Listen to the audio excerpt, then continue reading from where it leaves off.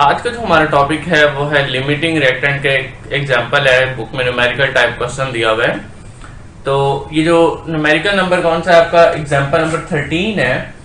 अब इसको सॉल्व करने का मेथड क्या है, लिमिटिंग रिएक्टेंट का कॉन्सेप्ट जहन में आपने रखना है कि वो रिएक्टेंट जो क्या करता है, लेस अमाउंट ऑफ प्रोडक्ट देता है। स्टोइचियोमेट्री का मेन फोकस किसके ऊपर होता है, उस लिमिटिंग रिएक्टेंट पे होता है। कैलकुलेशन भी किसके साथ होंगी, लिमिटिंग रिएक्टेंट के साथ हुआ करेंगी।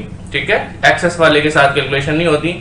कैलकुलेशन किसके साथ किया करेंगे हम, लिमिटिंग रिएक्टेंट के साथ। स्टेटमेंट क्या लिखी हुई है उसकी, क्वेश्चन की स्टेटमेंट है NH3 गैस को प्रिपेयर किया जा सकता है किसके साथ, अगर हम अमोनियम क्लोराइड और कैल्शियम हाइड्रोक्साइड इन दोनों को क्या करें, रिएक्ट करवाएं, कैसे मिक्स करके सॉलिड्स को दोनों को, और हीट करें। जब हीट करेंगे तो क्या बनेगी, वहां पे अमोनिया गैस बनेगी।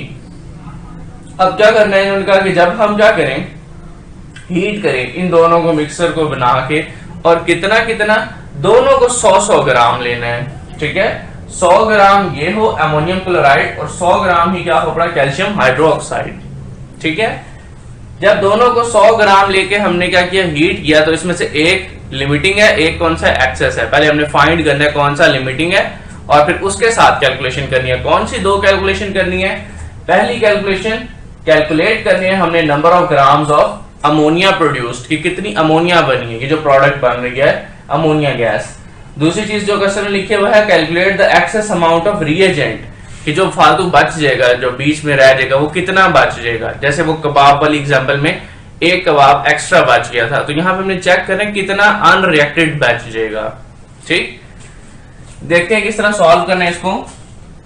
इसकी जो सॉल्व का मेथड है वो बुक में बहुत अच्छे तरीके से लिखा हुआ है, उसको आप ऐसा वहां से याद कर सकते हैं। एक्सप्लेनेशन के लिए मैंने इसको शॉर्ट फॉर्म करके लिखा हुआ है कि जो जिस चीज के ऊपर एम्फसाइज करना है मैंने वो यहाँ पे मेंशन कर दिया है। सबसे पहली चीज आपने जो याद करनी है वो क्या याद करनी है, इक्वेशन याद करनी है। ठीक है, इक्वेशन अगर क्वेश्चन की स्टेटमेंट में नहीं लिखी हुई तो फिर आपको खुद लिखनी पड़ेगी। और क्या है वो, 2 मोल्स अमोनियम क्लोराइड रिएक्ट करते हैं 1 मोल कैल्शियम हाइड्रोक्साइड के साथ।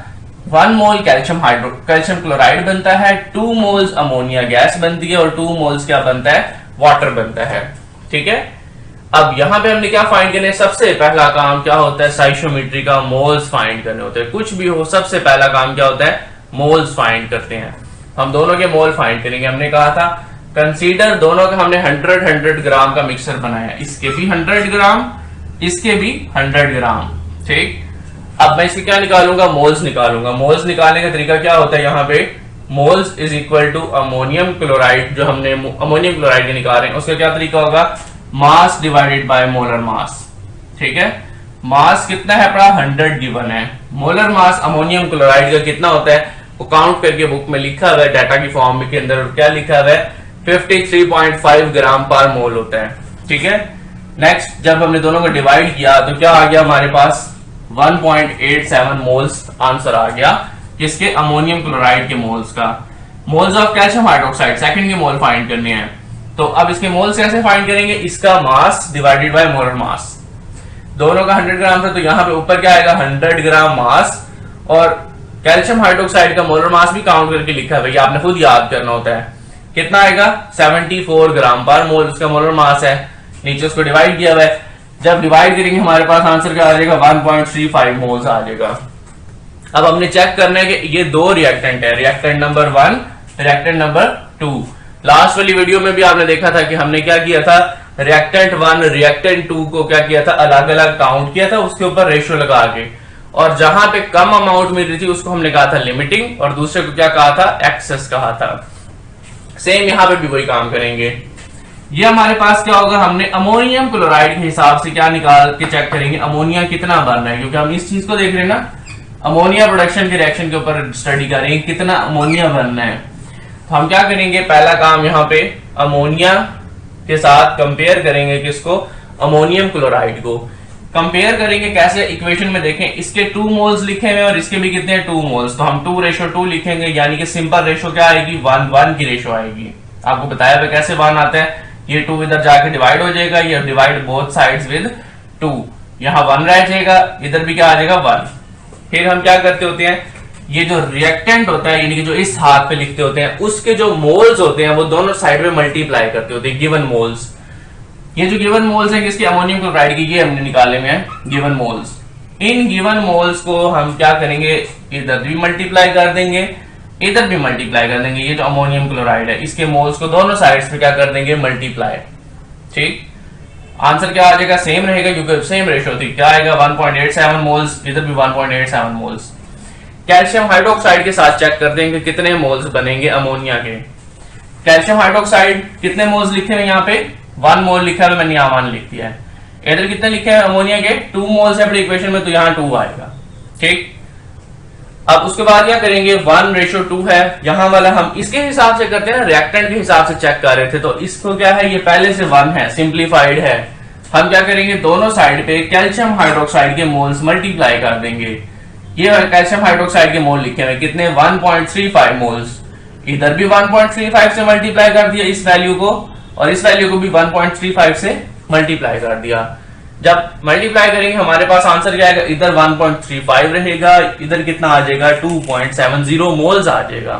ठीक, अब 2 मोल्स मिल रहे हैं हमें, एक अमोनिया के मोल मिल रहे हैं कौन से, ये वाले 1.87, एक अमोनिया के मोल्स मिल रहे हैं कौन से, 2.70। इसमें से कौन सी बड़ी वैल्यू है और कौन सी छोटी है,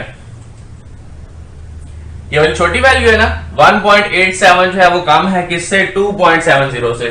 तो ये हमारे पास क्या है, लिमिटिंग रिएक्टेंट है।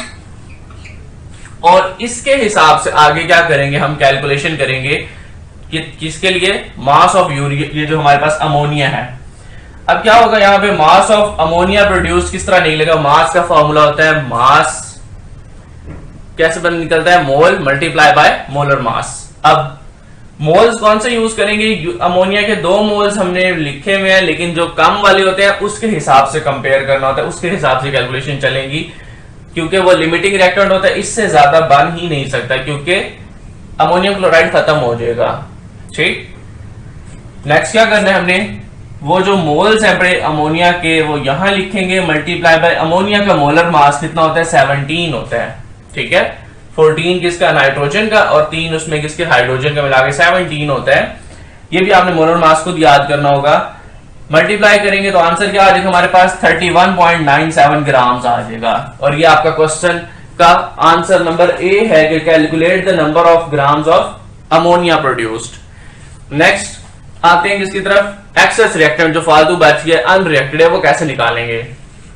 अब ये चेक करेंगे कि इन दोनों के अंदर कितने कितने मोल रिएक्ट कर रहे हैं। ठीक है, अब हम यहां पे लिखेंगे अमोनियम क्लोराइड का कंपैरिजन करेंगे किसके साथ, कैल्शियम हाइड्रोक्साइड के साथ, कि कैल्शियम हाइड्रोक्साइड के कितने मोल उसको रिएक्ट करने के लिए चाहिए। पहले हम यहां पे कंपेयर करते होते थे, इस इतना रिएक्ट करवाऊंगा अमोनियम क्लोराइड तो कितना अमोनिया प्रोड्यूस होगा।